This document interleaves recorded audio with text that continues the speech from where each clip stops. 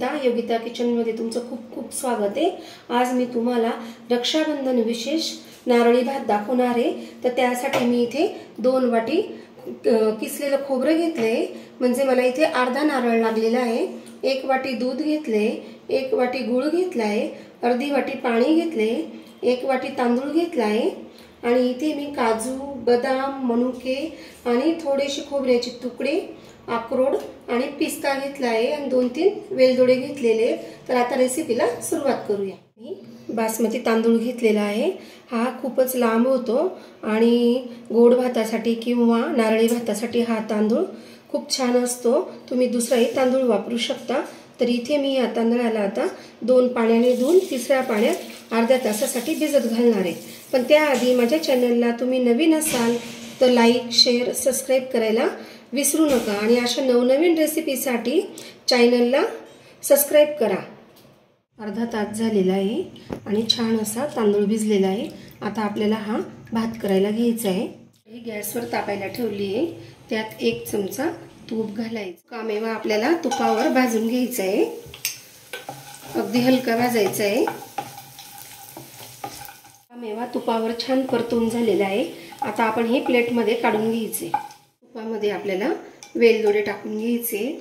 दालचिनी मी तुम्हाला सांगितली नव्हती पण आता दाखवते। दालचिनीचा तुकडा घेतला आहे, 3 लवंगा घेतल्या आहेत आणि त्या तुपावर अशा परतून घ्यायच्या आहेत।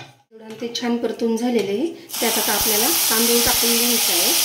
तांदूळ छान परतून घ्यायचा आहे तुपावर आणि 1 मिनिट होईपर्यंत परतून घेतलेला आहे। आणि हे अर्धी वाटी गरम पाणी करून घेतलेले आहे। पाणी गरमच घालायचे आणि छान असं मिक्स करून घ्यायचे। 1 वाटी दूध घालून घेणार आहे। दूध हे मी नारळाचं काढलेलं नाहीये, मी इथे म्हशीचंच दूध वापरलेलं आहे आणि हे छान असं मिक्स करून घ्यायचे। थोडं मीठ घालणार आहे आणि ते पण छान असं मिक्स करून घ्यायचे आणि मंद आचेवर 10 मिनिटांसाठी आपल्याला भात शिजवून घ्यायचा आहे। पण केसर सुद्धा टाकून घेणार आहे। इथे तुम्ही थोडंसं हळदीचा सुद्धा वापर करू शकता रंग येण्यासाठी।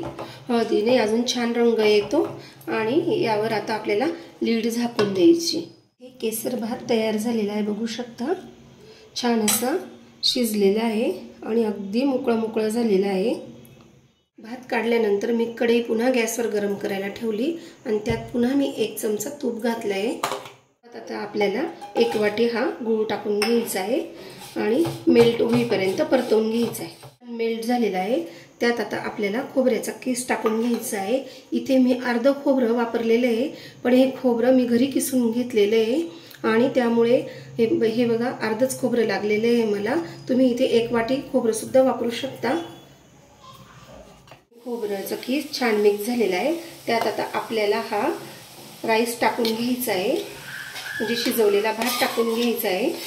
भाजलेले सुकामेवा टाकून घ्यायचा आहे आणि छान एकजीव करायचे।